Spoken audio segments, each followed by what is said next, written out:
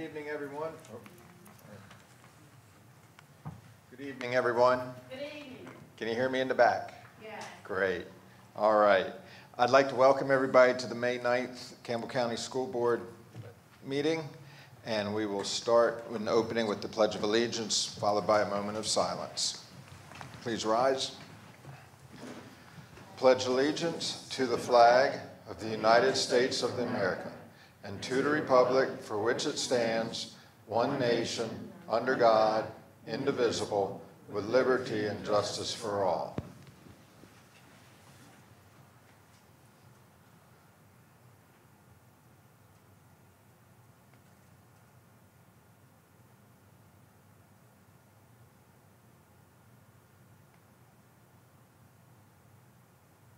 Thank you, everyone.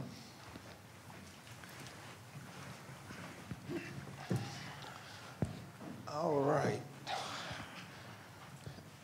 So our first part of our agenda is matters from the floor. I'd like to read a little statement first. At this time, the board will hear matters from the floor. Each speaker will have 3 minutes to speak. Please be respectful of the 3-minute time limit.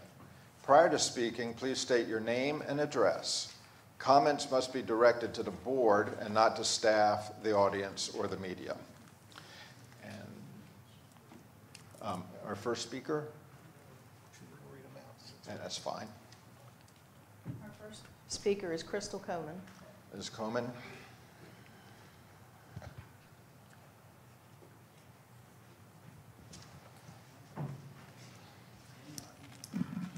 Good evening. I'm Crystal Coman. I'm from Alta Vista. Let's review some things. Number one, to provide a world-class education that enables every student to choose and pursue any post-K-12 endeavor. That's our school system's mission statement. Number two, our student conduct policy, in which our students are subject to corrective action for any misconduct that occurs regarding assault and battery, sexual assault, etc. Number three, our standards of student conduct, another policy regarding student dress, clothing, jewelry, or other apparel or personal belongings with language or images that are vulgar or obscene, clothing that is otherwise sexually provocative are not allowed. Students shall not use vulgar, profane, or obscene language or gestures or engage in conduct that is vulgar, profane, obscene. Students shall not use, write, create, or possess pictures, documents, or other tangible items that are vulgar, profane, or obscene. Number four, our acceptable computer system use includes provisions dealing with obscenity, materials that are harmful to juveniles, materials that are harmful to minors, and material that is otherwise inappropriate for minors. Family life education. Parents and guardians may request that their child be removed from part or all of that program. Number six, we even have a policy regarding violent sex offenders on school property. But using a tool provided by a prominent Virginia attorney, our school libraries have the following, and this is only a smattering. The Kite Runner, which includes graphic detail of homosexual rape. The Glass Castle, a memoir, which includes graphic content and molestation. Death Prefers Blondes. Teenage socialite leads a double life. By day, she dodges the paparazzi while soaking up the Los Angeles sunshine. By night, she pulls off increasingly dangerous heists with a crew of teenage drag queens. And then we have the Loveless series, where gay to lesbian to heterosexual love is depicted. And the first in the series starts out with a romance between an 11-year-old boy and a 20-year-old adult male. And as the series builds, it builds on the premise that each person is born with cat ears and a tail, which disappear only if that person engages in a sexual intercourse. Doesn't specify of which variety. Can there be any wonder that, again, I am requesting a process to be put into place to vet what's in our libraries and to provide options to parents and guardians who would choose otherwise for their children. Thank you. Thank you.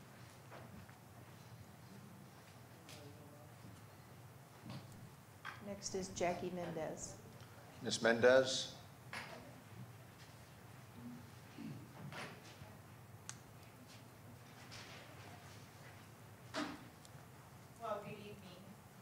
Good evening. This weekend, we were at the Virginia Education Summit, putting children first. Very informative, lots of board members there from other districts. So we got to network with a couple of them. So some of the things that I want to share with you. We heard from the Lieutenant Governor, Winsome Sears, asking parents to stay in the fight, challenge the school boards, engage with principals, teachers, and school personnel. Make your concerns heard. That's why Moms for Liberty is here. We heard from Congressman Bob Good, who's pushing some bills at the congressional level. He's part of the Labor and Education Committee. Parental bills are being sponsored in Congress through Capitol Hill. We heard from a very interesting person, Ian Pryor. He's the lawyer who's heading the lawsuit of the rapes in Loudoun County. Very, a grand jury has been convened, and we'll see the results, what happens there. We heard from Elizabeth Schultz, the office of the Virginia Board of Education. And as a concern that parents are coming to school board meetings and other grassroots organization, the DOE has established a parent executive director position to address parental concerns and parental rights. Very interesting. Catherine Gorka, if you guys don't know who she is the wife of Sebastian Gorka, who works for the Heritage Institute, who is also going around and working with grassroots groups in organizing and letting them know legally what their rights are. And then we had numerous delegates from the education committees in Virginia. We had Tim Anderson, Mike Cherry, and Carrie Greenhand, who are willing to work with us here in Campbell County and with parents. So part of it came out, a HOPE scholarship. That means that the kid goes with the money. The money goes with the kid. So West Virginia has just instituted this at the state level, and it's been very, very successful. We're looking to have it here in Virginia. Commonwealth is on the move to change the outdated indoctrination of kids in public schools. This has been going on for a long time. As Moms for Liberty represents parental rights, we expect Campbell County School Board to comply with parents and taxpayers. And one last mention here, we heard from numerous board members on the panel describing how archaic the training of new and existing board members. We're learning how the sausage is being made. Members are trained to follow the superintendent, protect him and others in official capacity. This is unacceptable, outrageous, and moronic. So the Virginia School Board Association, the Virginia Association of Superintendents, and professional organizations undermine the kids, the parents, and the teachers. So my last thing here, so I won't disrespect, the definition of insanity is voting for the same representative and believing they're going to fix things. So term limits are needed. And parents deserve a clear window into education, which we don't have here. And Thank you, Ms. everyone Mendez. is a stakeholder in education. Thank you. Thank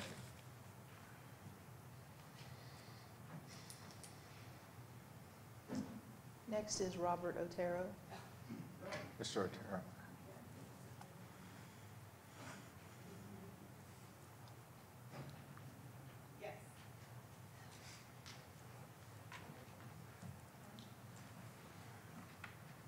I hope you're not putting us in order because that's what you want to hear first. My name is Robert Otero, a resident of Spring Hill District, Two-Bit Road, Evington. As a county resident engaged in challenging the school board over public education, I cannot help but wonder how the public school system became so detached from the will of the people. Whose tax dollars fund the school system? Even more to the point, why should us parents have to fight an uphill battle to shake off the title of domestic terrorist simply for trying to exercise autonomy over our own children? None of you has yet called us domestic terrorist. Let's keep it that way. Teaching a child about a way of life comes under a parent's responsibility. Our schools must not come between alternative places to reestablish a different faith in a child's mind through education. Adding the subjects of homosexuality and gender identity and teaching children to accept a lifestyle that is rejected by millions of Christians, Muslims, and Jews is not a society of multicultural diversity. It is brainwashing. Rejecting a specific lifestyle is not a definition of prejudice or bigotry, but a belief that each group embraces without crossing the boundaries of others. Curriculums at school must not contain lessons that teach doctrines for the purpose of changing students' mentality and re-educating generations who have different beliefs because of their family's traditional lifestyle. The board has approved 14 new hires. The community wants to know how many applied. What specialties will they perform? Are they certified? We deserve to know how teachers are recruited and appointed. We have been vocal about transparency. We need to know that decisions made are in collaboration with the community at large. Leadership relies on trust and verification.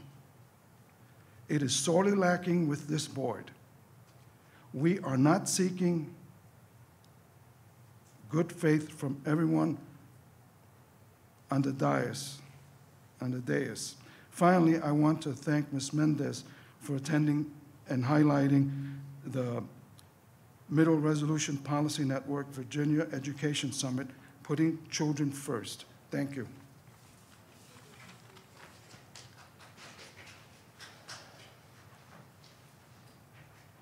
Next is Reggie Herndon.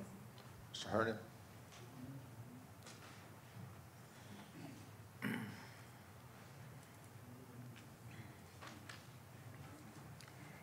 Reginald Herndon, 6698 Wards Road, Rustburg. Good evening. I'm speaking tonight in my capacity as the president of the Campbell County branch of the NAACP to address the passage of your resolution against so-called inherently divisive concepts adopted April the 25th. Let's review. Governor Youngkin campaigns against so-called inherently divisive concepts. The Board of Supervisors passes a resolution telling the school board that what it should and shouldn't do. Governor Youngkin then issues an executive order to make good on his campaign promise. This body adopts a resolution which refers to Governor Youngkin's order against inherently divisive concepts. Despite the Campbell County NAACP and many more members of the minority community requesting this body to stay neutral by not adopting a resolution. And you did so in such a dismissive manner that in some ways might be disappointing more than the content of the resolution itself. We had a motion, second, no discussion, unanimous vote, all in 34 seconds. To add insult to injury, you didn't even bother a second time to explain yourselves doing matters from the board in which each of you had the chance to do so. By that display, it looks like the result was predetermined and lacked total transparency. We find it hard to believe that you are working for all the citizens of Campbell County. Disregarding constituents is behavior that shows many people's distrust in our political leaders. The main thing to remember is that critical race theory and the 1619 Project will not be taught in Campbell County Public Schools. This feckless resolution shows us what you would do if, in fact, you have full control over instruction, and that is deeply troubling to us. In our letters to you, we stated to adopt the resolution would be to solidify our view that the Campbell County School Board does not have the best interests of our children of color in mind. Our confidence in the capacity of this body to administer public education in a nonpartisan manner has been greatly diminished. We assert again, the interests of people of color deserve equal consideration along with everyone else's when this board is considering any action. I'm reminded of Dr. Martin Luther King's statement that says, the time is always right to do what is right. God bless, and I thank you for your time. Thank you.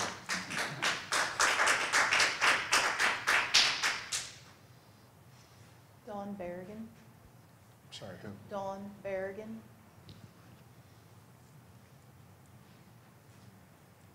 Good evening. Dawn Berrigan, Galloway Drive, Rustburg, Pennsylvania. Rustburg, Virginia. I'm sorry. Anyway, before I get into what I would like to say is thank you for everything y'all do. Unfortunately, education has become something that is not quite just education, and that's why we have a lot of issues, I think. And if there is some way, somehow, to peel back to a place where reading, writing, and arithmetic, science and history and social studies without any kind of agendas or anything at all, I don't know, that would really solve a lot of problems, but maybe, Anyway, last Thursday, I sent an email to everyone. I hope you got it. It was regarding the Florida bill to protect parental rights in education. You may be familiar with the bill. I hope you got it. It does 3 specific things regarding classroom conduct. Any questions you may have will be spelled out in the sent information. It's just an email, and it has links you can touch, and it has like a little bullet point of what it is. Anyway. The bill prohibits instruction about sexual orientation or gender identity in K to 3 grade classrooms, and after that, conversations need to be age appropriate. It ensures that at the beginning of every school year, parents will be notified about healthcare services offered to the school and the right to decline any services offered. The bill ensures that whenever a questionnaire or health screening is given to K to 3 students, parents receive it first and provide permission for the school to administer these to their child. The bill doesn't go far enough in regard to age, in my opinion. I think it should be K through 12, but that's how I see it. Discussion of sexuality and gender identity should be excluded from most classrooms. Biological reproduction and sex should be taught at the appropriate grade level. Discussion that isn't reproductive science oriented could be subject to bias or agendas by teachers or others, well-meaning as they may think they are, directly challenging the natural values that parents have in place. Perhaps some of the measures already are policy here in Campbell County, or they're being considered, and if that's the case, thank you. When I started making calls to see if this type of law could happen in Virginia, I was informed the next legislative session doesn't start till January of 2023, but the school district could choose to make it a policy if they saw fit, and she reminded me that that's how the CRT theory started in the state. It started at local policy levels. So please consider making these parental rights a policy for our students for next year. Children have so many things in their young lives to be confused about, to worry about. Anything we can do as adults to preserve innocence and certainty would be an act of love. Thank you. Thank you.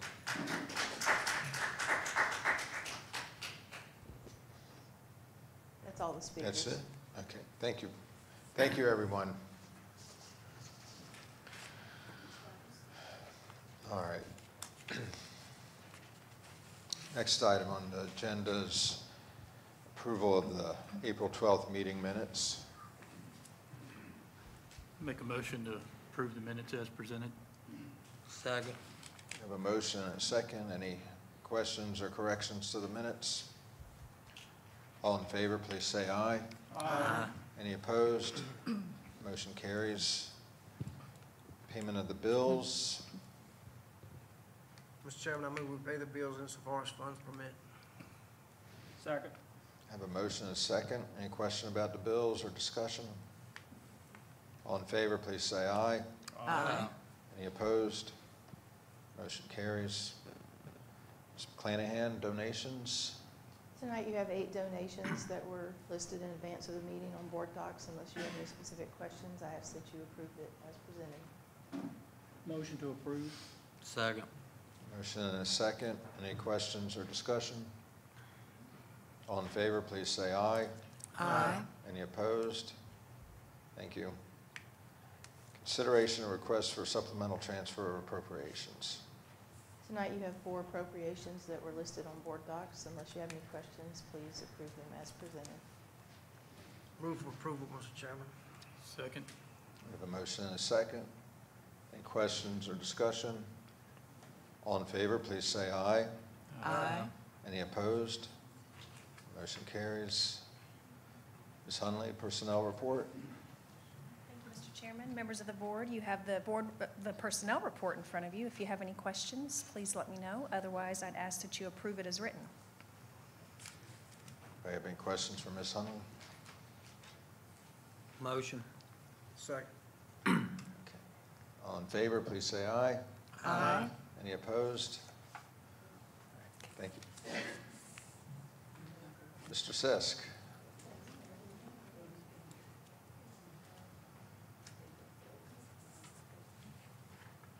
Good evening, members of the board. Tonight I have one policy to bring before you, that's student conduct policy. If you recall, back in the fall, there was a request by a young man to go back and look at our policy regarding portable communication devices and cell phones, which we've done quite extensively. And we have talked to our principals extensively and, you know, have worked out a change in our cell phone policy. And it's as written.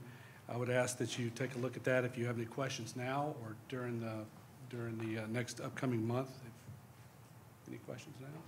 Do I have any questions? Have you talked to any of the teachers? Because it looks to me like we're putting all this on the teachers. I've not spoken to teachers, just the principals. Okay, thank you. What do you mean it's putting it on the teachers? Well, they're the ones that are gonna be responsible for deciding if the kids get to use the phone. In the classroom. In the they'll be, classroom. Deciding whether they can use it or not and monitoring their use. That specific caveat was placed in there because we do have a lot of teachers at specifically the high school level, who will do activities where students do use their phones. And if it was monitored and controlled by the teacher, and then the children, not children at that point, these adolescents put away their phones when they're done with the activity, that's perfectly fine, is what this policy is saying. So they're using the phone for a purpose, a Google search or? Correct. Yeah, Only for a directed instructional Right. process. right. And then put them away when you're done with that. Oh, that's what I was getting to. So they pull it out for that purpose, and then they Correct. put it away after that task is complete. Correct. Now, could they do these tasks on the laptops that we provide for? It's possible. I mean, we've looked into the fact that they could, but teachers sometimes, for whatever reason, it's a tool for them, and they have used this in the past with success. Use those students' devices. If a student doesn't have their own device, certainly they can use their laptop. I'm comfortable with whatever you certainly want to do with that. Yeah, I'm we not got 'em tied to on. it. Okay. Thank you. Yep. Have a good day. Any other questions? Yep. All right, all right.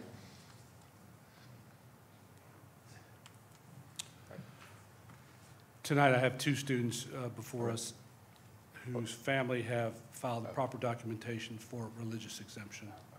I would ask that you approve those, please. Motion. Second. Yeah, yeah. Okay, I'm sorry. Any questions for Mr. Sisk about this religious exemptions? All in favor, please say aye. Aye. Any opposed? Motion carries. Thank you, Mr. Sisk. Dr. Stanley.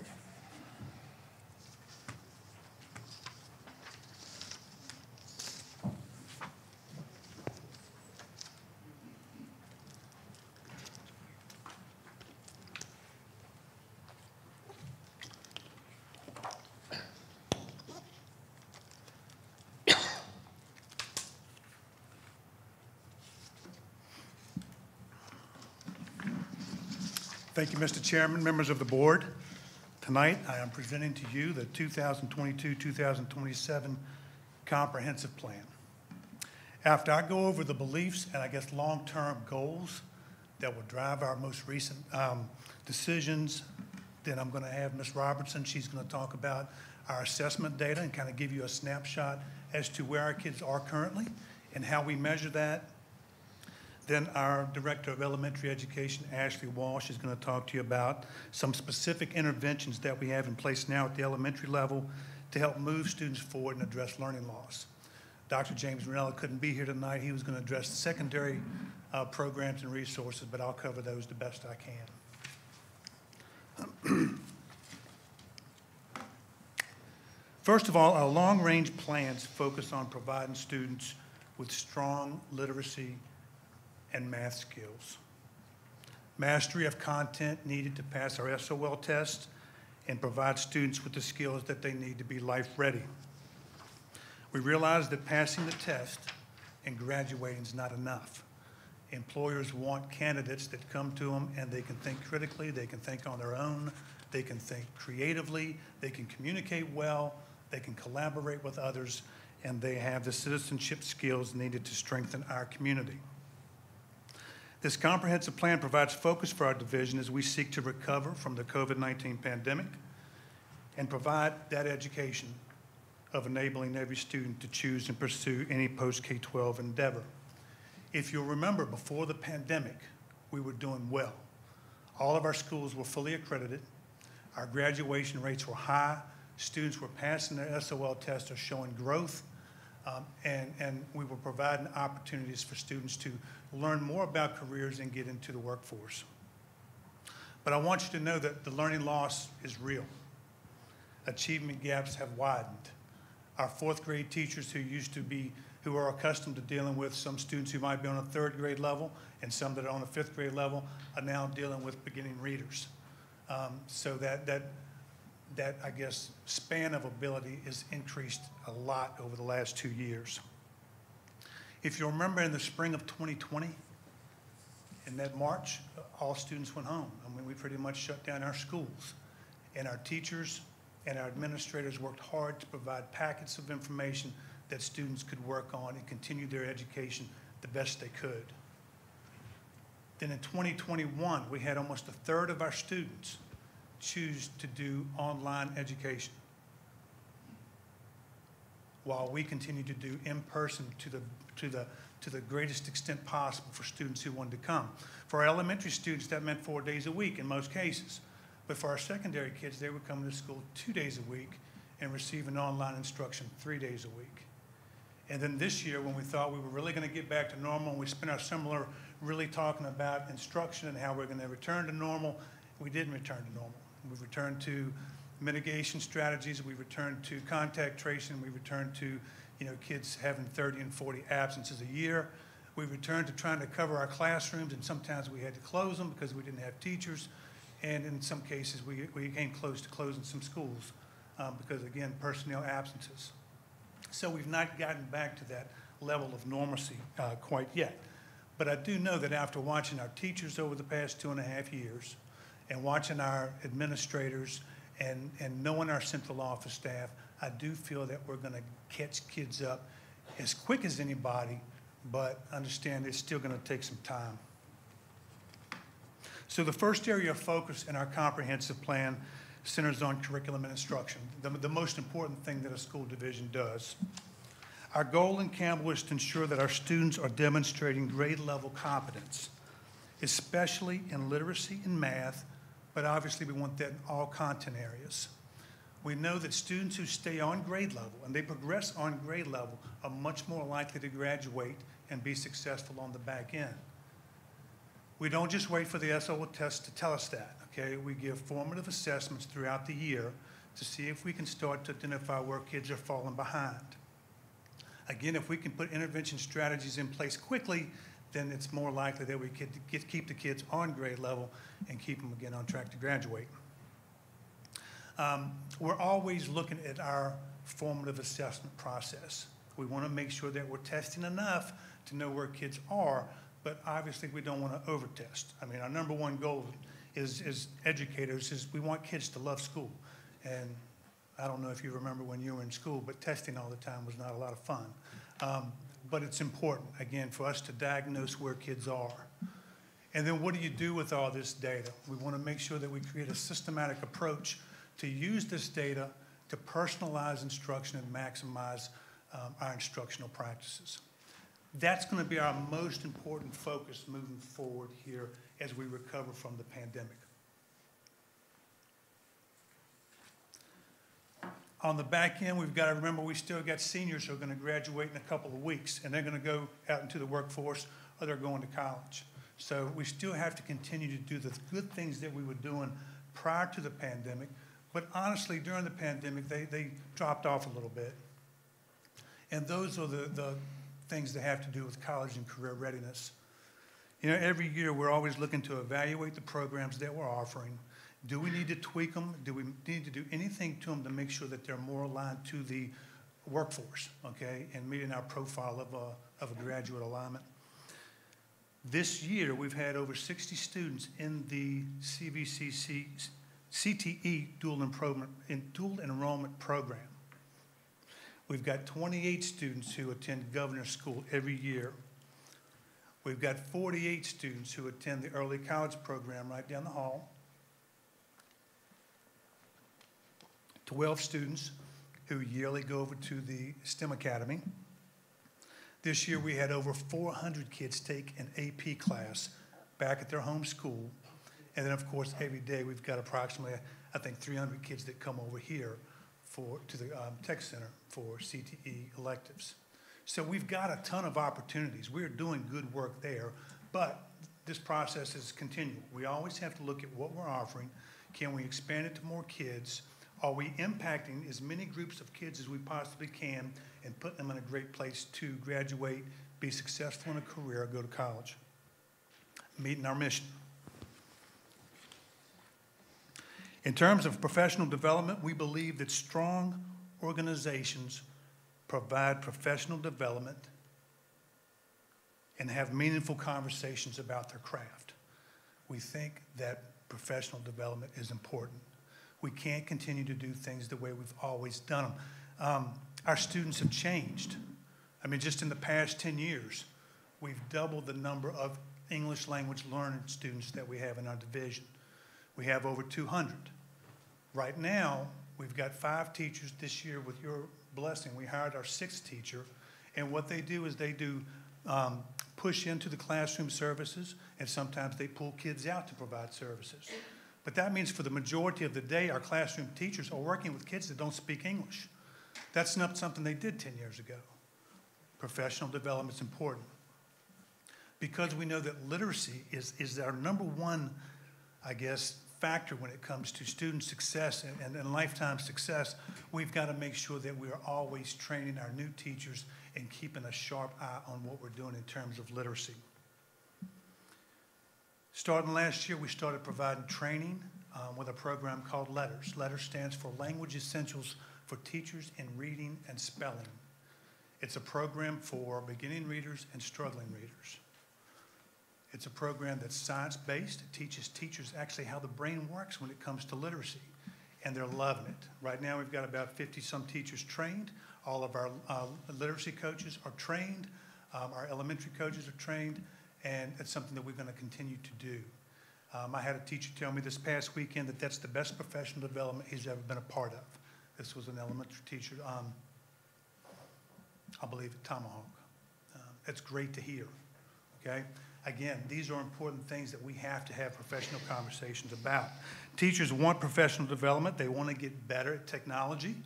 They want to get better at how to use a block schedule. They want to get better as teachers. And we have an obligation as a division to support them and provide that. The second focus area has to do with student support services. We believe that every child has the right to be in a classroom that is conducive to learning and has a positive environment. To do that, our #1 goal is to reconnect with our community.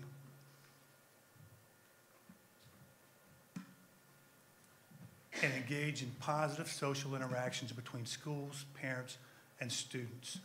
We want to have great relationships with our parents, okay? In the spring, we had our first open house in 2 years, and they were well attended in most areas, but that was welcomed by all of our administrators and all of our teachers. They were happy to do that and to start rebuilding those relationships. As a principal for 20 years or an administrator for 20 years, the parents that I had great relationships with, their students thrived. And we know that. It's just like 2 parents in a household. When everything's working, kids are in a good place in most cases. At the same time, when the parents and the teachers and the principal are in a good working, have a good working relationship and support one another, kids thrive in school, okay? That's something that we celebrate, we cherish, and we want to make sure that we're continuing to maximize. We also want to look and make sure that we're going to train our administrators this summer and talk to them about, rebuilding that positive classroom environment, rebuilding that positive school environment. It took a hit during COVID. The absences, the wearing of masks, the mitigation strategies, it's hard to build relationships in that environment. So we're going to talk a lot this summer about how we rebuild that. And then what can we do in classrooms to help with behavior management? Because when all of our kids came back, we noticed this year that we had a slight uptick in behaviors that warranted discipline. That's natural. I think that's part of it. A lot of kids have been at home, and we've got a lot of first and second and third year teachers that we haven't really spent a lot of time with. So we've got to make sure that we're helping our principals understand what good classroom management looks like in their building, how that needs to be systematic with all of their teachers, and try to be as proactive as possible. We recognize the fact that we gave out a lot of computers. Overnight, we became a one-to-one division. So we've got some catch-up to do. Last year, we did a lot of work in terms of providing training in digital citizenship, but that's ongoing because the threats that are waiting for our kids and even waiting for our teachers on the computer and the internet are real. So we have to make sure that our students are smart when it comes to using technology. We'll continue to train our school personnel to recognize signs of trauma and mental illness and students who are at risk of falling behind. Because that's not always based on effort or ability. Sometimes it's based on hunger. Sometimes it's based on basic needs not being met. We need to make sure that our teachers recognize the difference and know what to do if they start to see signs of that. We're also going to train our school personnel to recognize threatening behavior and provide them with ongoing support with their threat assessment teams. Safety always trumps everything that we do, okay? So safety is not a specific focus area, but understand that that is our number one responsibility, is to make sure that our students, make sure that our staff, they're safe. Our third focus area focuses on human resources. We understand that our teachers and our staff are our most important resource. And we're committed to hiring and retaining the best teachers we can get. In order to do that, we've got to recruit teachers. We got to make sure they understand what our mission is and what Campbell County Schools is all about. We need to look at our job fairs, all the things that we can do to recruit more teachers to that. Look at how we're handling social media and Facebook and our websites. Can we do a better job of communicating our core values in those areas? And once we hire a teacher, we need everyone to know when Campbell hires a teacher that we support them, that we have a mentoring program that starts the day they walk in the door and will continue through their second year. That's something that we've had in place, but again, with COVID, it's dropped off a little, okay? Something that we need to call our lead mentors back in and kind of go over those expectations again. That if we can retain good teachers, that we don't have to, that's one less that we have to hire. And then obviously, we're going to continue to look at data salary studies from around this area and make recommendations to you. Because we can create a great environment and we can provide them all the support in the world, but as you all already know, we still have to pay them with competitive salaries to people around us if we want to retain great teachers. In terms of school operations,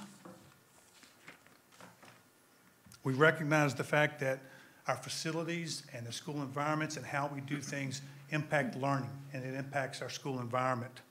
So we're going to continue to utilize and update our capital improvements plan. Obviously, this is an area that we have, I guess, kind of excelled during the pandemic. Obviously, you go down Rustburg and look at the new building, and a lot of things are happening with our CIP in partnership with our Board of Supervisors. We're going to continue to look at population trends and make sure that our building capacities are okay and that our facility needs are being met. And part of operations, under operations falls our crisis plans.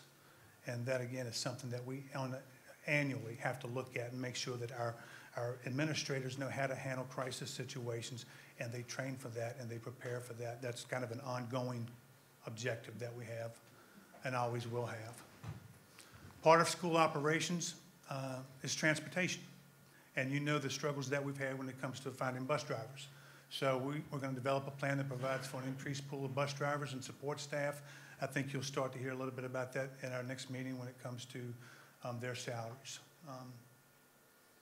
And then I guess the most exciting part of school operations is monitoring and facilitating the successful transition into the new Rustburg Middle School. Obviously, that's a big deal coming up for us, and we're looking forward to that day. Technology doesn't have its own focus area, but technology every 5 years is required to do a technology plan. So what I did is I shared that with you as well, and then we're going to talk here about really the 5 focus areas for technology. Our technology staff, just like our teachers, you know, we need to take our hats off to them because of what they've been able to pull off the last 2.5 years. I mean, we went from the idea of, okay, we need students to have computers because when they leave us, most jobs require some form of computer. And then when they go off to college, you see even CVCC using Blackboard, using Moodle, using all of these different delivery systems. And our kids are graduating and they've never seen them.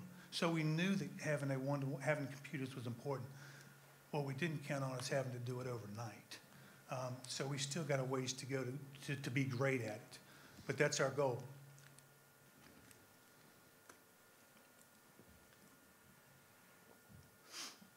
So in terms of technology, our technology staff, they want to personalize and support student learning while providing opportunities to expose students to 21st century skills, just like we talked about before, except with technology.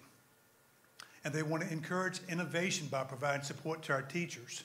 You know, our teachers are always looking for new and better ways to teach and to be engaging, but they need support to do that. Otherwise, you know, we end up with a kind of a hodgepodge, all teachers doing this something different.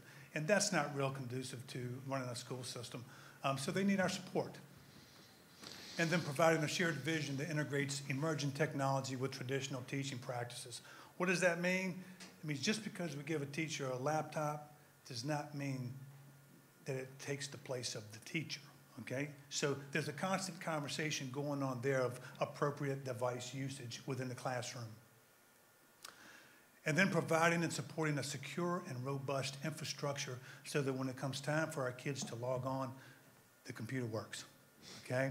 And our staff has done a great job at doing that, but again, that is an ongoing process. And then minimizing network threats while providing a safe online environment for students and staff. Cybersecurity is a real issue, okay? And our staff takes it seriously, thank goodness. They understand it obviously better than anybody in the division, and they do a great job of keeping our network and our kids and our teachers safe. To summarize, in order for us to meet our mission and prepare students for any post-K-12 endeavor, we've got to ensure the safety of all of our students and staff, number one. We've got to provide a positive school learning environment for all students, and it's conducive to learning for every kid. We've got to hire and retain the most qualified teachers we can find. We've got to ensure the mastery of foundational literacy and math skills.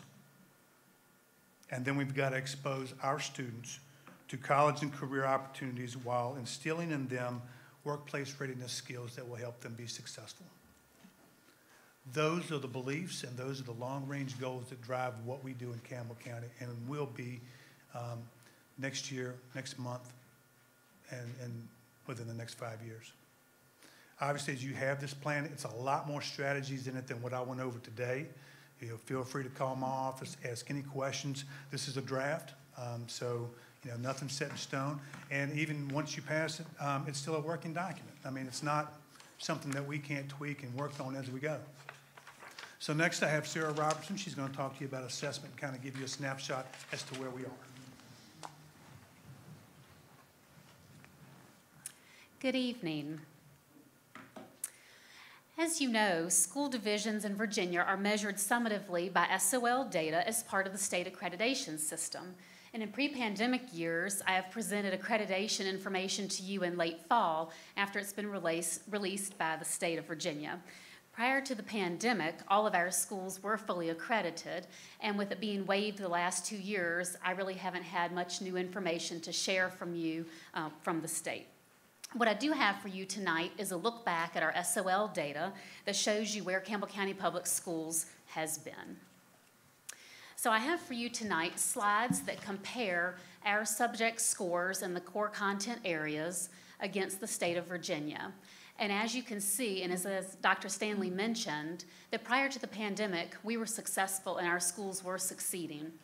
And you will see that we stayed in line with the state of Virginia. In 2021, you'll notice the drop. That was the year accreditation was waived, but we still tested last year, and they did report pass rates, as you can see. The same slide is here for writing available, and our writing data truly mirrors Virginia and also dips a bit in 2021, but it doesn't dip as much as it could have because a lot of our writing data was waived in grade 8 with a local assessment. Our math scores dropped more dramatically when you compared them from previous years from the pandemic, but we still came in right in line with the state at 54%. So we know there is work to do in math.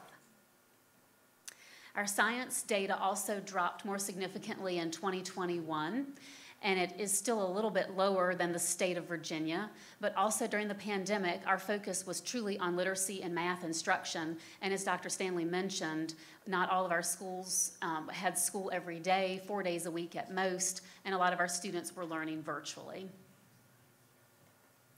Our history data has always been in line with the state of Virginia longitudinally, and it too dropped off last year, but came right in line with the state at 54%. But as a note, history is not included in state accreditation. It is merely reported as pass rates. This data chart supports the previous graphs that I have shared with you. And again, the color coding alone shows you that we were performing quite well prior to the pandemic. And then in 2021, we clearly dropped off, as did the schools across the state. But this data is old to us now since it represented last year's summative data and prior. So now I want to show you where we currently are and how we have measured growth and progress in 2021 thus far. To begin the 21-22 school year, coming out of the pandemic, we knew that we had learning loss, as you could see, and our focus needed to be on making up that loss and identifying gaps and growing students. And in Campbell County, we use NWEA MAP assessments. MAP stands for Measures of Academic Progress, and we have longitudinally since 2016, pretty much kindergarten through 10th grade.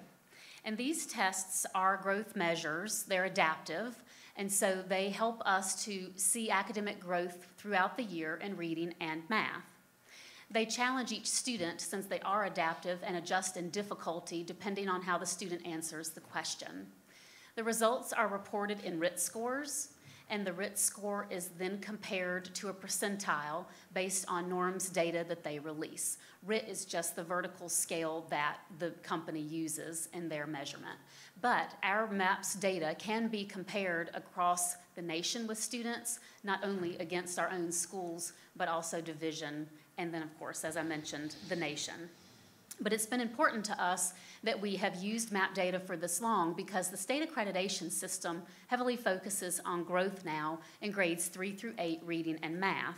And as you know, SOL testing is summative. We get our results really at the end of the year, and you all see results even after we've moved into the next school year. And so it's important to us to have data that we're able to measure our students and inform us with in-year growth and historically how they've done, not just for this 21-22 school year. You can see here this chart is quite comprehensive and difficult, so in a minute I'll pull out a couple of examples from this chart, but I wanted you to see how we as a division look at our data longitudinally in these grade levels, particularly K through 8 here, and you'll see in the first row that it reports the RIT score, which is the division level RIT score for each grade, and this is the math example, and the number below it is the correlating percentile, so you can see how that grade level performs over time and the trends that it gives. This chart, this graph, shows you some of the grade level examples that come from the comprehensive data I just shared with you. So I pulled out 4 grade levels as an example. And you'll see in most cases we trend mostly growing there. Often in fall we'll dip a bit because we do have summer loss as students return to us and we're starting that school year again. You'll also notice that in fall of 20, which is when we returned from the pandemic, our data is falsely high. And that is because we didn't have certain students test because they were out. We also had a lot of students who tested remotely. And so there was a lot of parental participation in some of our data in fall 20. So we kind of use that as a caveat. But if you'll really notice what we're measuring now from fall 2021 to the spring of 2022, this is what we've used to take a look to see how our grade levels are trending in this math example. And there you'll see some of them are trending up, but we have some areas of growth to make there. And you'll notice in that 6th grade example, it's trending slightly downward, where it goes in winter from the 39th percentile to the spring at 37th. But that does not mean our students are not growing. The RIT score actually improved from 216 to 219. What it means is that our students are not necessarily growing at the rate at which we want them to grow. And so that's what we're going to focus our intentions on. And a little bit later, I'll show you more student-specific data so we can make some decisions about these students. I have the same chart there for you in reading. Looks very similar with the RIT score and then the percentile in the yellow highlighted for you. I pulled another example for you to see, and the reading chart really mirrors a lot of what you saw in the math example. 2, we also have grade levels that are performing well, and we have some where we need to take a look at what we were doing. Again, you saw the inflation in fall of 2020.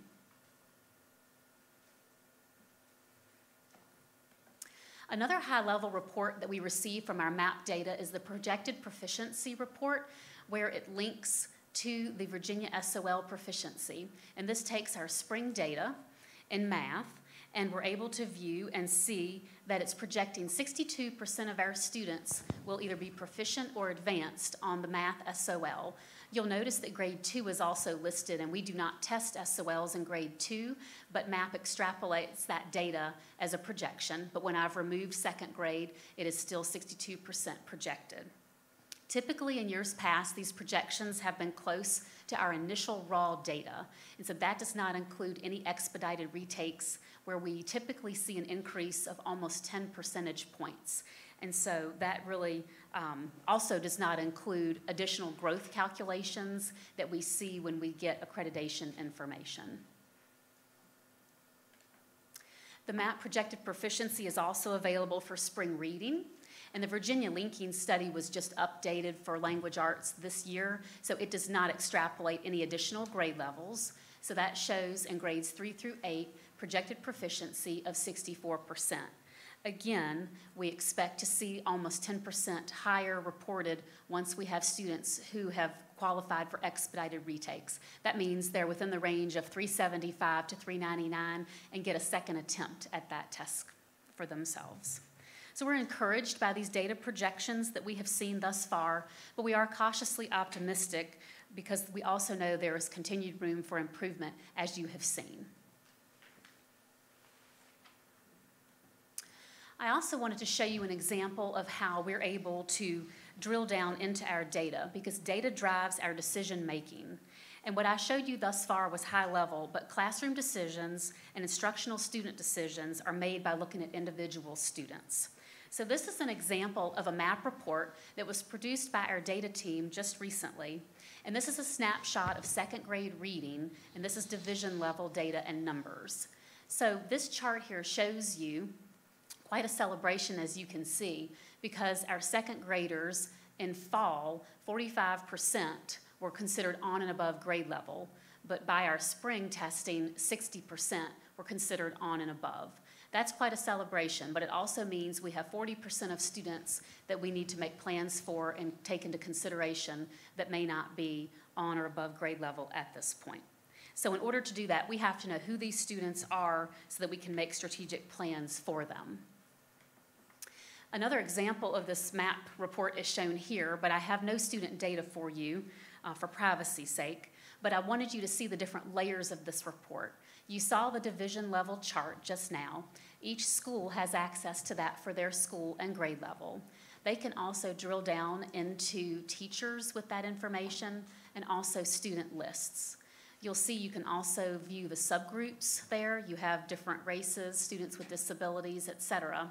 But you can then filter to find out who are those students who are in the low category, less than 20%. Who are the ones in low average, 21 to 40%, and find out whether they're students who are making progress, but not at the rate at which we would like, or whether they're students that might have an anomaly in some of their data, and it needs to be compared to other data sets that we have. But our goal with that is to be able to speak to individual students so that we can have individual monitoring to measure the growth that our students are making. As noted before, our SOLs did bottom out, but we're pleased with the student growth that we are seeing, and this data really helps us to have laser focus to make some improvements. Next, Mrs. Walsh is going to speak to you about additional elementary data and how instructional decisions are being made to catch students up and how we're going to monitor and evaluate these actions. I have a quick question before you Yes, sir. move on. And you may have mentioned it and I missed it, but in the data review, are you able to extrapolate, I would think, the difference between those, like this year for 21-22, the students that are at home learning, still doing distant learning as opposed to the ones that are in class, and what the difference is there? Certainly. We did that a little bit last year with our SOL scores that came in, and we did that with our raw data. The state did not provide it that way. The MAP data I was able to see as well that way, but this year we have so few that are really still virtual that it's not been necessarily as much as a gap as it was last year. Okay. Thank you. Thank you. I'd also add for that, for elementary, our online students this year, we actually really wanted them on level. So those students that we didn't feel like would be good online students, we had conversations with those parents. So that also skews the data somewhat. Okay, I'm going to dive in a little bit deeper into elementary. We do, of course, in elementary SOL, we do MAP, but we also do PALS. And PALS is done pre-K through 5. In pre-K, it's really just a screener. In grades kindergarten through 5, it actually gives us levels on our students. What does it do? It actually, for kindergarten readers, it assesses rhyme, beginning sounds, letter sounds, and spelling. For those students that are readers that are grades 1 through 5, it looks at spelling, word rec, and isolation, then passage reading, fluency, and comprehension. So we're going to look at some of this data. One of the blessings that we have with COVID is saying, when I went to meet with principals, looking at data in a little bit different ways, and you're going to see that tonight. So this is our kindergarten data. Be aware that PALS is given at the beginning of the year, mid-year in January, and end of the year. We're currently doing PALS testing in our classrooms right now. So we're going to be looking at beginning of the year and mid-year data. And I'm really excited about coming back and talking to you about end-of-year data, because we have some good teachers are emailing and telling me when I'm in buildings how much their data is moving. This is our kindergarten data from the beginning of the year to the end of the year. If you look at on and above, blue stands for beginning of the year and red stands for mid-year. You'll really see that our data didn't change. We didn't lose any students. Students didn't fall back any, but we didn't get those students that were below level caught up. Some reasons for that: teaching kindergartners how to make sounds without seeing the teacher's face or the student's face is really difficult. So once this data came in January, we really looked at some things, really encouraged our kindergarten teachers. We actually bought Kidlips, which is a program that has pictures of kids with them pronouncing letters and being able to see exactly how to pronounce letters. One of the things that Dr. Stanley was talking about, letters training. What we know is it's really, really hard to teach sounds without showing students exactly how to make your F sound. So our kindergarten data did not move any. We didn't lose students, but we did not catch any up. We believe that our preliminary data coming in is going to be very different at the end of the year. Our first grade data. Our first grade data is more promising. You will see that on the on and above level, we caught some kids up, a number of kids up when you look at percentages. What we did is we looked at how that happened and what we needed to continue to do. Part of that is our small group reading and how we're teaching small group and some training we've done with teachers. We feel like it has really paid off in this regard. You will see we did a handful of students fell below, 1 year below, and you'll see that as being a trend in our data between beginning of the year and mid-year. We had a group of students fall back. As Dr. Sonley mentioned earlier, we had some students miss 30, 40 days. And when talking with principals, we do zero down. When I'm with them in their buildings, our principals know their students and their teachers know their kids. And we were looking at a lot of those students that missed the most significant amount of days were our most at-risk kids at some times. So our first grade data looks promising, but we still need to catch some kiddos up. Our second grade PALS data did not look as promising. This had me having lots of conversations, and we made a lot of changes after this data. You will see, on and above, we did catch a group of students up. But you will also see, if you look at 1 to 3 months below and 4 to 6 months below, we don't like that the red is lower than the blue, because that means if you look 7 to 12 months, they went there. They fell back. And what's important is it's not like they're not learning, but to keep up, when you look at a learner, you have to be going at a certain rate. So when I would talk with coaches or teachers or principals, they were like, well, this student moved this many levels. And they may have moved 2 levels, but they needed to move 5 levels to be on pace. And they needed to move 7 levels to catch up. So that's always what we're chasing after. So when we looked at our second grade PALS data, we made some changes. We talked with teachers, we got some insights, and we made some changes between mid-year and end of year. As we just saw in MAP, we think that we're going to see more students moving at our end of the year data as well. For third, fourth, and fifth, the trend is really the same. We're catching a group of students up. You see at the on and above level, that red. We are catching those students up. We still have a small group of students that are falling behind. Again, not that they're not learning, but they're not learning at the rate they need to learn. So you see it that 1 to 2 years below. So you're going to see some of the things we've really been looking at is exactly the MAP data that you were shown, is how do we drill down and figure out these students? How do we look at them? We did that with MAP, that report that was shown. We also did that report with PALS data. So our teachers and our principals next year can very easily say, where was this student? And who are those students 1 to 2 years below? And which students were 7 to 12 months below and now went to 1 to 2?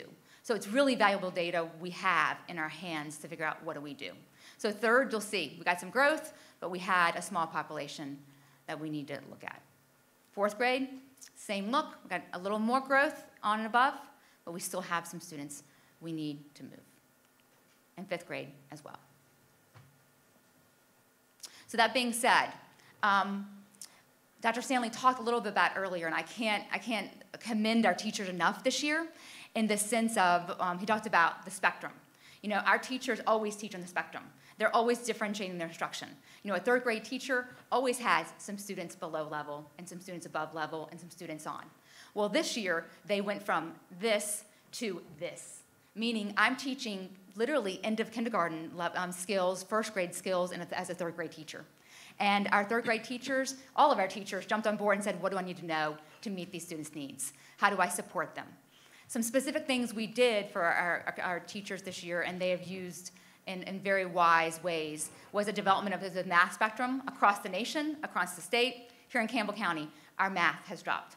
And so we developed a math spectrum in regards to, if I'm a third grade math teacher teaching fractions, and I'm trying to teach students how to add fractions. Well, if I'm a child that doesn't know a fraction yet, I can't add fractions. So our teachers needed support in knowing where those skills come in contact with each other. So if I'm here, what do I need to back up to, and how do I figure out how to do that?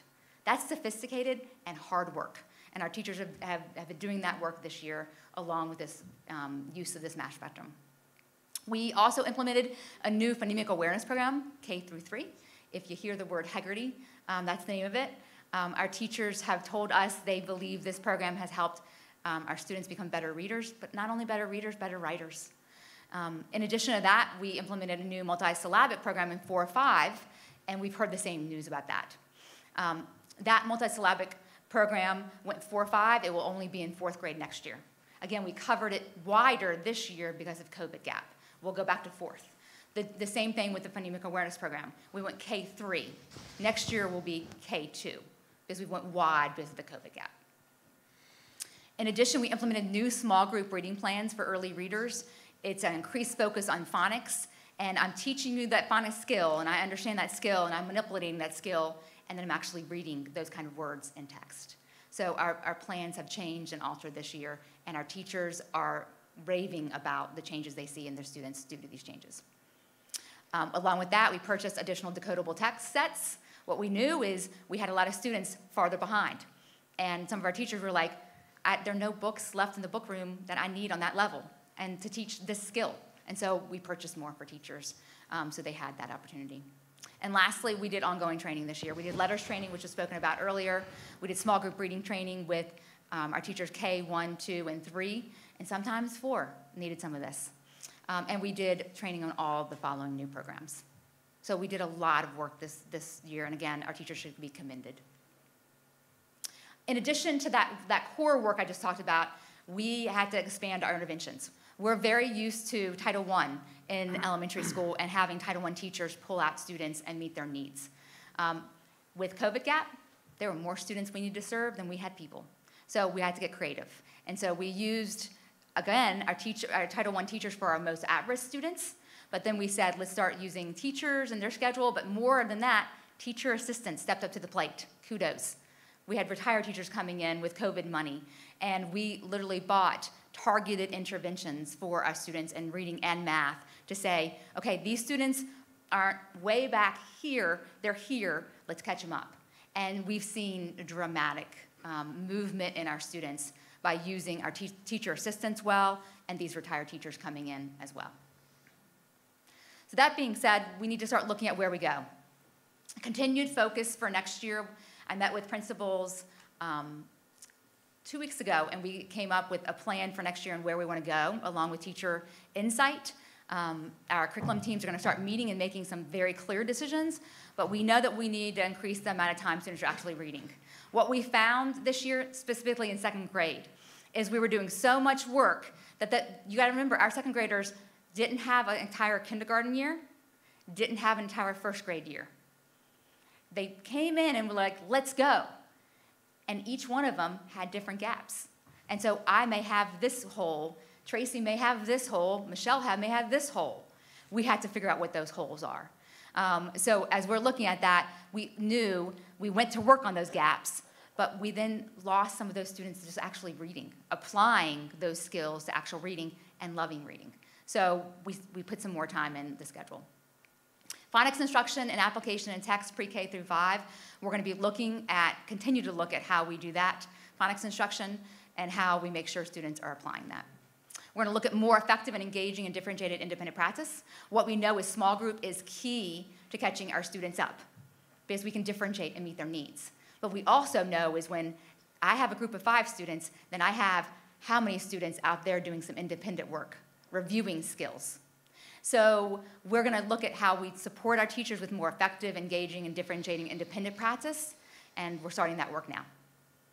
Small group instruction for our weakest students. A trend was we have our weakest students are sliding. What do? We are looking even more intensely on how do we meet those needs and exactly what's going on with those children, and doing literally plans on how do we move them. Student behavior. You heard about that earlier from Dr. Stanley. We had a wide variety. We're going to look at how we meet their needs, not only with supporting teachers with behavior management plans, but also a behavior coach saying, okay, this student's demonstrating this behavior. What are some strategies we can use? What's the core of that behavior, and what's some strategies we can use to help? Remediation will continue to be a key. We'll continue to use CARES Money Act to bring in retired teachers to work with our students, and our aides have done some great, teacher assistants have done some great work, and they're loving it. They love teaching our kids, and they're to be commended. We'll continue that practice next year. And lastly, parent involvement. Although we communicate with our parents and we connect with our parents, it's nothing like having them back in the building. We're excited they're back. So we are really going to zero in on simple things our parents and guardians can do to help with their children. Because honestly, it doesn't take them doing much. It takes them sitting down and reading 10, 15 minutes a night and asking this question or this question. And sometimes we understand that our parents are like, but what question, or how do I do that? We want to give them first, we want to empower them, we want to give them that they don't need much. They already have it, they know what they need to know to read with their child. Simple math games, here's some flashcards, do some things of this nature. Next year, we will have an increased focus on that parent involvement. So that's our elementary. I'm going to turn it over to Dr. Stanley to talk about secondary. When you see all that processing of data and grouping and what our elementary teachers were going through last year, you can understand why they were asking for a few extra work days there during the school year, because that's a lot to process. And a lot of that has to be done when students are not in the room. They're doing that on their own. So as I said, Dr. Ranella couldn't be here tonight, but in terms of summer school, in terms of secondary programs, one of the biggest things that we're going to do, particularly at the middle school, is we're going to instill a new program this year called My Path, and that takes data that you saw from Ms. Robertson when it comes to MAP scores, and it helps create a plan for each kid that's been asked to stay back and to attend summer school. And we're really looking forward to trying that for the first time. It kind of tailors summer school to meet specific needs. Obviously, our high schools will be doing credit recovery like they've done before, but they're also doing more bridge programs. And when I say bridge programs, Rustburg's been doing it for a while, but that's a program where we're bringing over kids who are transitioning from middle school to high school and focusing on literacy and math to make sure they're where they need to be successful. So some may be doing credit recovery, some may be doing a bridge program. We've used Read 180 and Math 180 for a few years now with a lot of success. Those are programs that, again, assess where kids are. It's more computer-based, though. It's not necessarily with a teacher doing day-to-day instruction. Students go to a lab, again, middle school, high school level, and they work on these programs on their own. But again, they've been very successful. And then we're also looking at bringing letters to the middle school. What kind of reading interventions do we have to have at the middle school? Because though Read 180 has been great, it's not enough to meet the need that we're seeing right now. We need reading specialists and people in the middle schools helping kids get to that next level where they can be successful. In terms of professional development for secondary, the secondary level, we're going to sit down with all of our administrators, not just secondary administrators, and really talk about the observation tool that we use to monitor teachers in the classroom and the evaluation process. We want to make sure that that process is good for teachers, that will provide meaningful feedback, and that we're getting the most out of our classroom instruction. Principals, though they've been doing them, I would have to say that contact tracing has gotten in the way. Quarantining has gotten in the way, so we really hope that this year will be the year we get back to instructional conversations every day. And we talked about creating a positive learning environment and managing student behaviors. That will also be professional development for secondary administrators. And then we're going to talk about best practices for block scheduling. That was a big transition from going from a 7-period day to a block schedule, and we still believe it is best for our kids right now. And one, helping kids get caught up to fill in some of these gaps in the learning loss, but it also allows them to have more opportunities for engagement, and it also gives them more opportunities for electives. So we like it. There are some areas, particularly at the middle school level, where we believe that English and math need to occur every day. 180 days. So we're creating kind of a hybrid schedule where we're going to have a block, but for math and English in middle school, it's going to be every day. And then one great thing that came from the pandemic was Zoom. And our teachers having the ability to collaborate without being in the same room. Years ago, we did PLC work. Okay, and where we brought teachers from all over the county to the same place to have meetings to discuss their practices and to learn from each other. And it was hard because, one, we had to, do a half a day back at the school building to give them the time to do that, and then they had to travel. So we had to figure out, where they're going to meet. Is it fair for a teacher from William County to travel to the tech center every single time? What does that look like? Well, now we can do PLCs virtually.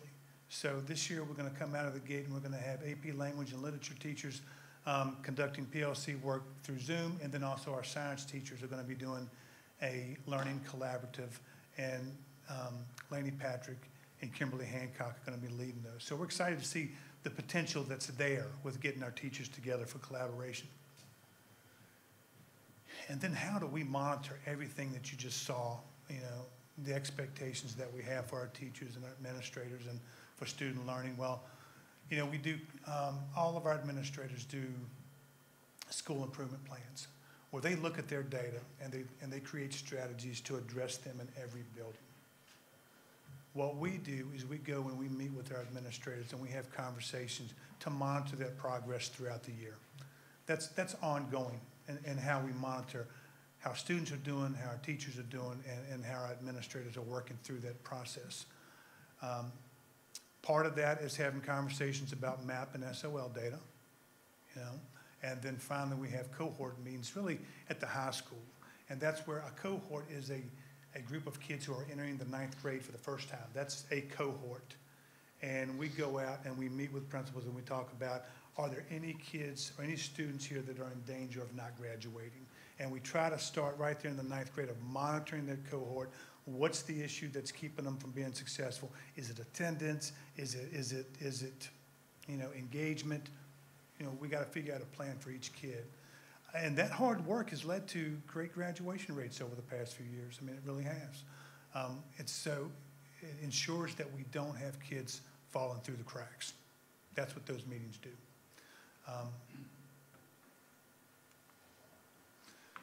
With this year's SOL testing, which we're in the midst of doing now, our scores will account for accreditation for next year. So once we have all that data in place, we'll come back to you and share with you how we did. Next year's accreditation will include data from 2017-18, 18-19, and then this year. So I feel like all schools will be fully accredited, we hope. But I mean, as you saw this data here, we got a lot of work to do. I mean, there's no denying that we have learning loss and that we have achievement gaps that we have to address. So if you all have any questions for us, I mean, we got our staff here tonight. We'll be glad to answer them. And if not, please feel free to pick up the phone and call. Answer anything you'd like. Board members? That's a lot to take in. It's a lot to take in, isn't it? It was a lot to put together. I can imagine. Dr. Stanley, is there anything over here that you guys are doing in regards to the math and science? You know, your charts kind of showed that was a little bit off the curve more than reading and writing to bridge that gap and get us back. We talked a little bit about that today, and I think that math is a skill. You know, it's obviously a skill that it's not like reading. I mean, reading, you get better at it, but math is one that, you know, one day you're doing fractions, one day you're doing something different. And I think that the gaps in time have really impacted us when it comes to math. I think, one, the consistency of being in school every day, the high expectations of doing the work are going to help address that. Science, to be perfectly honest, when we went to schedules where we were trying to maximize our in-person instruction, we had a focus on math and literacy. And so I think just getting back to a normal routine will address both of those situations quickly. I mean, math is always a challenge every year, and we're always holding our breath on math. But I would think your block scheduling would benefit your sciences with your labs and that kind of thing to bridge the gap a little more quickly with that type of scheduling anyway. Hopefully anyway, we'll see, I guess. But you know, I really think that, and of course we're all keeping our fingers crossed and praying for a normal opening to the school year and to get back to a normal situation. I mean, I think we've proven as a division we know how to do it. And we show here that we are spending time, we know what the issues are, we just have to have consistency with kids coming to school and consistency with our teachers in the classroom and getting back to having instructional conversations and having high expectations for student attendance, high expectations for student achievement. And we had a lot of grace over the last few years, you know, helping kids move along and navigate the pandemic and to support our families. But at some point, we've got to get back to, hey, your homework's due tomorrow, okay? You got to do it. You know, those high expectations when it comes to achievement and success. You know, hopefully that's what we return to in the fall. So I have a question, and it's going to take a little bit of a crystal ball, I guess, but, you know, we look at your second graders who are below, 6 months below, and I don't, you all have a reference point. I don't have a reference point 3 years ago, how many kids or the percentage were 6 months below, you know, behind. But those kids that are 6 months behind, or 3 months, whatever, are going to go from second grade to third grade, and they're still 6 months. Now they're probably further behind because they're at a different grade level, right? And and I know and what I do appreciate is all of your testing, from what you've explained, identifies Johnny and Susie. It's not just Mrs. Mitchell's class, you know. So I really appreciate that we are able to focus on the individual child and that we have the tools and the resources. But the crystal ball is are we going to be able to catch those kids up in 2 years, 3 years, 18 months? You know, because I'm worried about Johnny and Susie, who are 6 months behind in second grade when they're in fifth grade or when they're going to middle school. Yeah, I agree. I mean, if we don't catch them up, then those graduation rates that we've celebrated over the past few years are going to look very different, because that's the #1 indicator is kids' ability to read. You know, if they're on grade level and can read well, most likely they'll graduate. But if not, they'll get frustrated somewhere along the way and say, hey, this is not for me. So that's our goal. I mean, I wish I could tell you that when the time comes, they'll all be reading on grade level and that they'll all graduate. And I feel like we can get them there, but every kid will be different in terms of how fast we get them there. Sure. Talk a little bit Sure. on that, because that is, and I'll tell you, after I saw that mid-year data, people will tell you, right? I wasn't happy. One thing we know is we have research out there, and research, Hattie is a researcher, an educator researcher, and he talks about certain things that are in play that will move students not at a normal rate, that will move students within a year, they can do 2 years. And so we're going to continue, we've always looked at that school improvement-wise. We're going to continue to look at that kind of data. You know, it's things that really matter. Relationships matter, right? Relatability matters. Knowing what I'm learning and why I'm learning it matters. So we need to go back to some of that, which we had. But in addition to that, when we look at these second graders, it's really essential that we look at them and we know them well, first, like you said, but we also look and say, this remediation shouldn't keep them on par. If we're doing remediation, core instruction correctly with our classroom teachers, well, that should keep them on pace. Like I talked about that, you know, levels. You know, I need to grow 3 levels, right? Well, if I'm getting that 3-level pace in that intervention we're doing at the elementary level should take them even farther.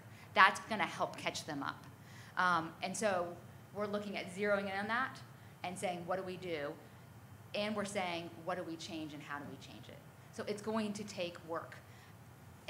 I'm hopeful to bring you, we saw some of that data, right? The MAP data from the whole year, and we're slowly going there. Is that at a rate that I'm happy with? Nope. I'm really hopeful that our PALS data will show a lot of growth, and I'm hearing that from teachers. I want to see it. And this summer, we'll spend even more time. But we're going to have to be really clear. We're meeting with second grade teachers actually Thursday to talk with them about some plans of what they think. We have some ideas for them. We want to hear which one of them we think will move kids the fastest. But we've got to move them more than a year just with core instruction, and we got to look at research for that. And then we got to look at how we use these people that are doing intervention and saying these intervention has to move them even more than that. Does that make sense? It does. And then I know you said the MAP and PALS are going to follow from elementary to middle, but do you have good communication? I mean, about this individual child does better when he works in a group, or this child works better with independent, so that the middle school knows this child because this teacher, you know, can tell them about this individual child. Do you have that kind of communication? Well, obviously, the two combined schools have an advantage. Yeah. Because they're in the same building, but that's a benefit of the Bridge program. You know, those kids who are struggling the most are gonna go over to Rustburg High School, go over to Brookville High School, and right out of the gate start building relationships, get used to the facility, and start working on their literacy and math. So that's really the whole purpose of the Bridge program. Do we get every kid to come to that program? No, but we typically get quite a few. Summer school, you know, will start, last day of school is the 27th. I think we have a week where we're gonna wrap up the school year. Then we've got 2 days for teachers to do what they do with all of this data and get ready for summer school that starts on June the 6th. So then we've got 4 weeks of summer school, 5 days a week, full days, where we're doing nothing but targeting these students with interventions to catch them up. Last summer, we did 6 weeks, but we thought we needed to scale it back a little bit. Our teachers are valuable, and we need them to be ready to go in August as well. So one other question about parental involvement. And I know there was always parent-teacher meetings and stuff like that, but when we do have a child who's behind and is struggling or is not growing at the rate that we think they could, is there more parental involvement or more dialogue with the parents to reinforce homework or reinforce tools? I mean, are we upping our parental involvement? Well, that's always an administrator's and a teacher's number one go-to is have you called the parents. So obviously we make those phone calls and we try to, you know, have as much interaction as possible. You know, sometimes for kids who are struggling, that's not always great, and sometimes it's what makes the difference. But yes, I mean, that's obviously something that we push for and want to have more of. Yeah. These are the parents that we look for at our parent-teacher conference nights, or anytime they're willing to come in. I think what you've done is extraordinary for the period of time and to be able to identify groups as well as individuals to realize what they need to so-called catch up. And that's, I mean, the catch up it's a good term, but the ones that are catching up, are they having any effect on the ones that they're catching up to, the ones that continue to achieve throughout this whole process? How are we keeping them engaged and not reviewing what a fraction is when they already know? Does that make any sense at all? Well, and Ash, I don't know when it comes to elementary. I mean, we've got. So our fundamental thing with elementary is we do groups, and they're fluid, they move. But that is really important because our students that are above grade level, I group them for the sake of the chart on and above together, but they're not being taught on and above, both in reading and math specifically. They're being grouped, and here you are, let's move you. You're really, I mean, it's a great question because it's something we have to make sure we're continuing to do. So again, that span was here, and that span is still here. Now, these students still need to be stretched.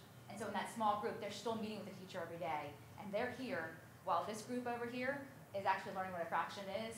They're, you know, up here, you know, doing major things with fractions. We're still different with the word called differentiating for our students. So our high students, our above level students are getting what they need, our on level students are getting what they need, and our below. So we're doing that. In elementary, we do a lot of whole group clarity of things. So then it's exposure to our low level students. It's right on, and then it's review for our high. Then when we get into small group is we would say exactly what do you need versus what do I need. And they're pulled daily with those groups. Thank you. And I think secondary, the schedule has given us that flexibility to work with kids, you know, who need additional interventions. There's more time during the school day with the block for that to happen.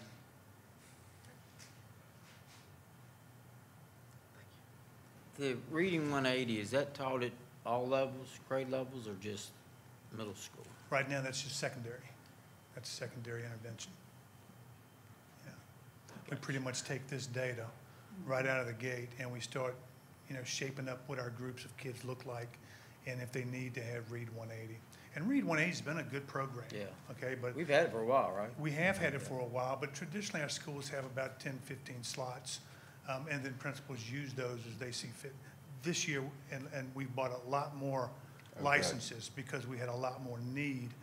But again, I think the need at the secondary level, particularly middle school, is going to exceed that.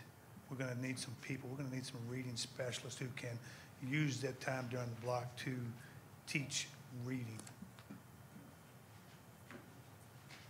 It'll be real interesting to track our youngest children cohort as they progress up through middle school and high school. It'll be real interesting.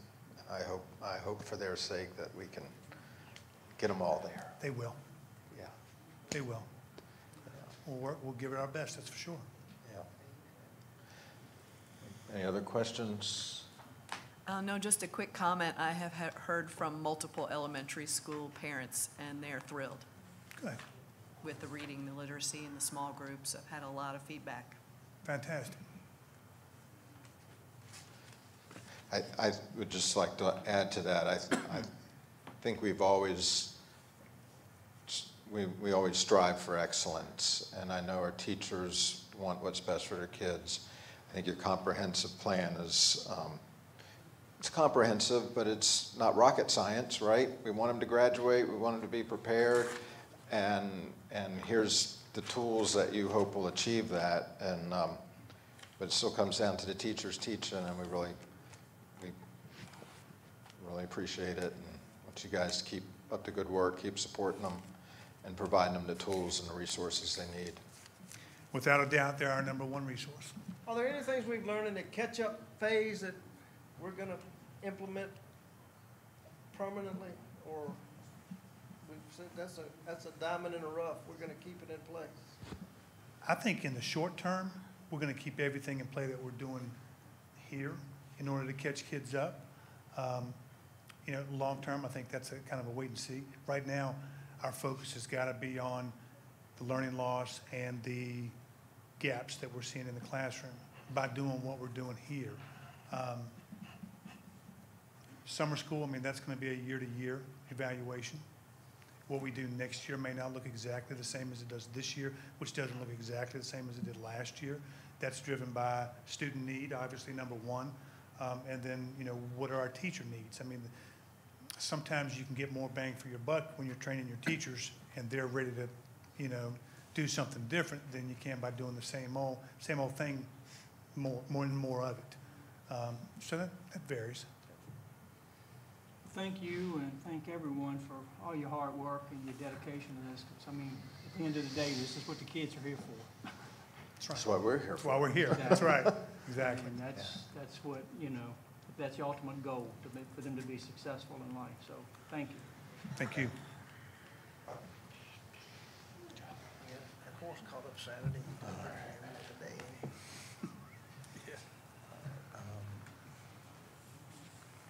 So where are we?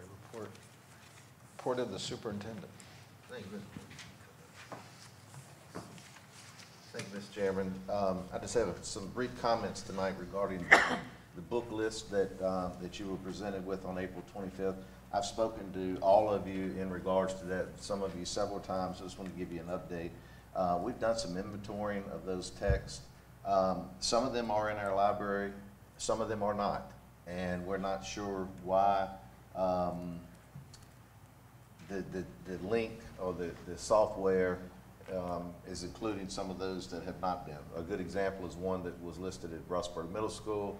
When we inquired about that, that book was sent by a publisher, but the review process that is in place worked.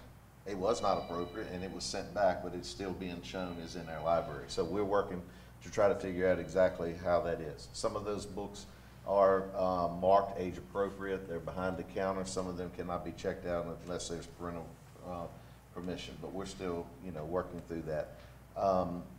Another thing in regards to, we have policies that speak to reviewing materials. and I had a conversation in our staff meeting this morning. We're gonna have meetings with those folks at our school level, administrators, media specialists, department heads, whoever is tasked with reviewing those materials. We're gonna go back and review our policy with all of those, making sure that we are following policy and providing as much consistency across the division as we can. In addition, pre-COVID, we were working on a media specialist / librarian handbook because everything stopped, meetings stopped. That got put on the back burner, but I have been told that will be completed by the summertime. That will have some guidance in it as well to those people who are charged with reviewing materials, specifically books and everything that comes in. But it needs to be communicated to everybody, so forth. So I just wanted to share with you that we are looking into that. We're reviewing our policies with everyone, making sure everyone knows what that means to have a thorough review policy. And then the other piece is we do have a policy that works, that's in place, that when a material is challenged, there's a policy that's in place to objectively go through and have that book or material, whatever it is, reviewed. So, but anyway, I wanted to just give you that update in regards to that list. And then the only other thing is I appreciate all the work that's being done on the comprehensive plan. You will be asked in either June or July, depending on the comments, the feedback and questions that you might have, asked to adopt the comprehensive plan. So it is an action item in the future. And then lastly, just a reminder of your work session Monday night with the architects and so forth here at 6:30. Can I ask you to speak on the superintendent's visit? I'll address that. Oh, okay, Scott, sorry. I'll follow up if we miss something. Yeah. That's all I have. All right, thank you. All right, we'll start with Mr. Maddox. I just got one thing. I'd like to thank all the individuals, the PTAs, PTOs, the booster clubs that honored our teachers last week. I'd say most of them gained anywhere from 2 to 3 pounds. But I was impressed what was done for the teachers, and thank you very much. That's all I got. Ditto to that, but also just wanted to thank everyone for coming out tonight and speaking. I appreciate everyone taking the time to come out and address the board. A couple of things that I wanted to mention. The STEM Senior Awards banquet or ceremony is tomorrow night at Community College. It's really I've been going for the past several years and I really enjoy it. Unfortunately, I'm not going to make it tomorrow night because Brookville High School is hosting the spring chorus concert. So looking forward to that. My grandson will be in that. So looking forward to seeing that. And then I forget who said it, but I had the opportunity yesterday to ride by Rustburg Middle School, and it's pretty awesome. Coming along really well. And I was just wondering, Dr. Johnson, if it's something that, I know it's still a ways to go, but is there a way for us to get a tour of that, go through it? Sure, I can set that up. I think it would be neat to kind of walk through it, see it up close and personal, so. Yeah. Other than that, that's all I got. Thanks. Mr. Jones. I don't have much. I'd just like to thank Dr. Stanley and Ms. Robinson, Ms. Wallace and everybody's efforts to close this gap and get people caught up. I mean, caught up to me is not the right word to use. It's we're filling a gap or filling a void or something that got created by nothing we had anything to do with, but we owe it to all the children, and just appreciate all y'all's hard work. I mean, your material was great, but the nuts and bolts of it, that's where the thanks needs to go. The people that have done and what you all are saying, the aides throughout the elementary school. Maybe we need to look at how valuable they are to us, down the road, because it sounds like, they've been certainly valuable to us. Just thank you all. That's all I got.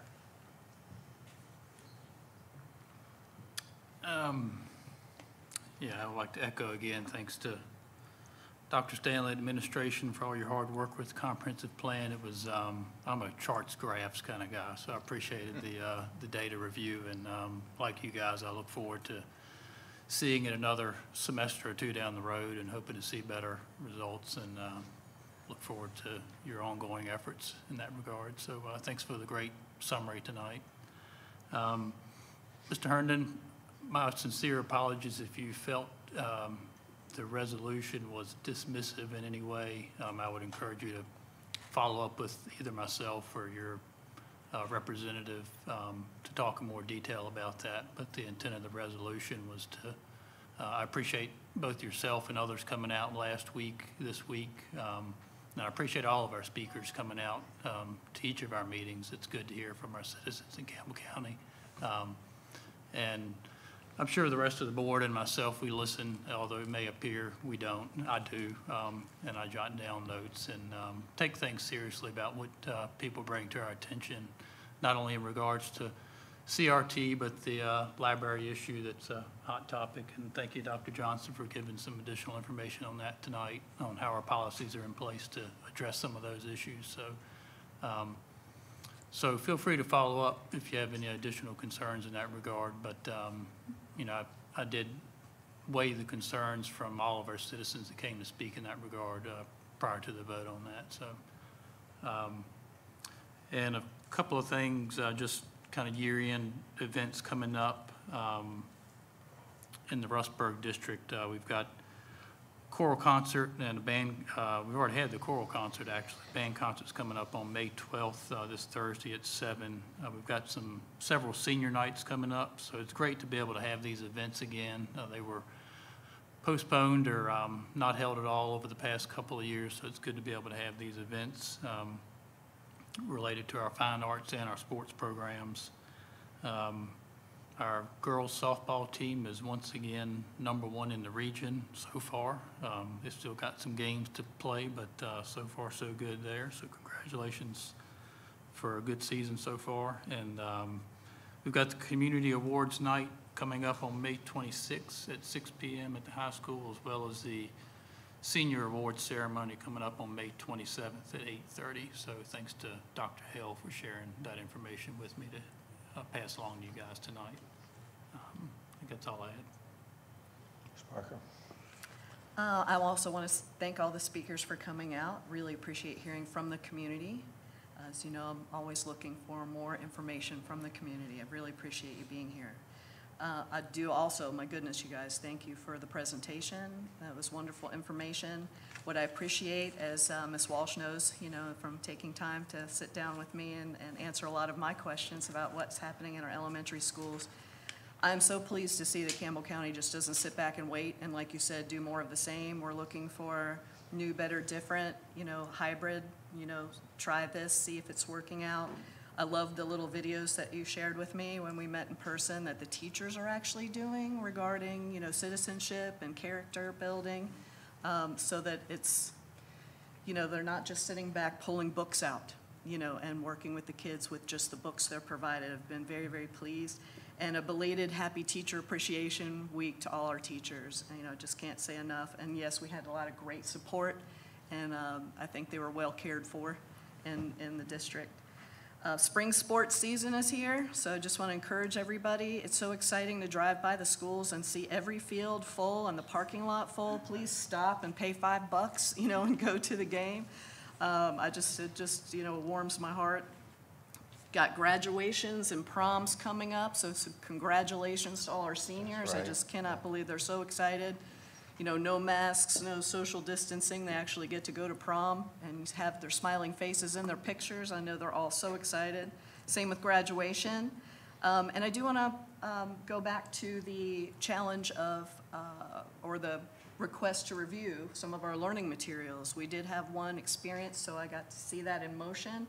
Everyone was happy, including me, with the result. And our policy works. So if you see something, say something. And I appreciate everyone for being here. Thank you. Good. Well, I too want to congratulate our graduates, because I guess they'll be graduating before our next meeting, so principals extend that. And then thanks to all of our teachers for Appreciation Week last week. I had another Laurel meeting where we basically did approve to expand some of what Laurel does, and we'll be offering some behavioral and emotional opportunities for students in need. And I think we'll probably have an agenda item on that at some point for a presentation. So we did have a wonderful meeting with the state superintendent, Jillian Ballo. She came here to the technical center by herself. She didn't come with an entourage. And for an opportunity to listen to our needs, and also for us to really showcase Campbell County. And I think we did an excellent job of that. And I think she was sincerely impressed. She was a very genuine person, and seemed apolitical, at least right here, and enjoyed meeting with her. And Mr. Hardy, I really want to thank him for how she was really interested in CTE, and she was also interested in literacy. And coincidentally, we had a letters training program going on. It was not a setup, but we had a letters training program going on, and so she was able to walk in and see that in action. But Mr. Hardy took her around to different shops and dual enrollment and early college, and so we really had an opportunity to showcase Campbell County, and I think we really came away feeling pretty good. And she also she's from Wyoming, and she got to appreciate that Virginia is not all Northern Virginia and Richmond. And I think that was a good take home for her. And so I don't know if you want to add anything to that, but I really think we had the opportunity to show off Campbell County. Yeah, the only thing that I would add would be that we had some very frank conversations about the role of the Department of Ed and the relationships and what it's been over the years and what it should be going forward. And I think we all agreed that, you know, what we want and what I think she wants are the same. And so I think it was a very positive meeting with the new state superintendent. So she was very appreciative of the invitation to come out. So. And I think she will call Dr. Johnson to bounce things off of him when new policies or whatever. We extended that invitation and opportunity, and she seemed the type of person that would do that. So yeah. And I think that's all I have. And we do have a need for a closed session. So on that. Mr. Chairman, I move that we convene in a closed meeting for discussion or consideration of disciplinary matters or other matters that would involve the disclosure of information contained in a scholastic record concerning a student in the school division, specifically students number 37 through 39 from 2021-22 school year, in accordance with section 2.2-3711A2 of the Code of Virginia 1950 as amended. Second. All in favor, please say aye. Aye. We'll take a 5-minute recess. Who did that last week?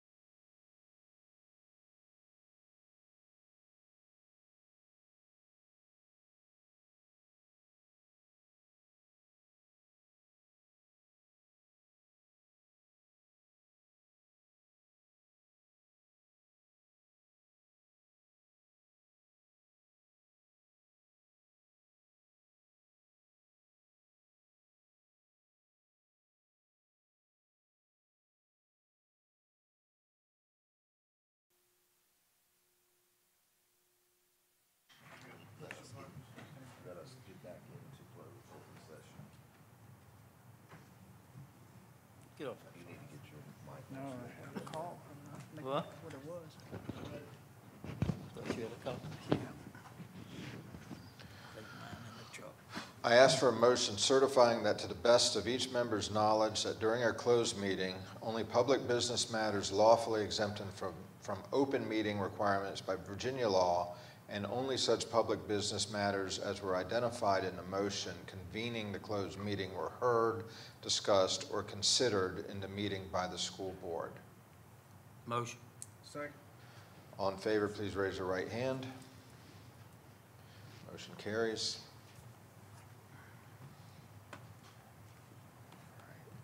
They coming back. Yep, they're back. Mr. Chairman, I move that we accept the administration's recommendations on student number 37 and 39 as presented, and I move that we accept the administration's recommendation as modified to include attendance at Cornerstone Learning Center for student number 38. Second. We have a motion and a second. All in favor, please say aye. Aye. Any opposed? That motion carries. That concludes our business. I ask for a motion for adjournment. Motion to adjourn? Second. All in favor, please say aye. Aye. All right. All right. Here, 6:30? 6:30. Do we need to bring laptop? Just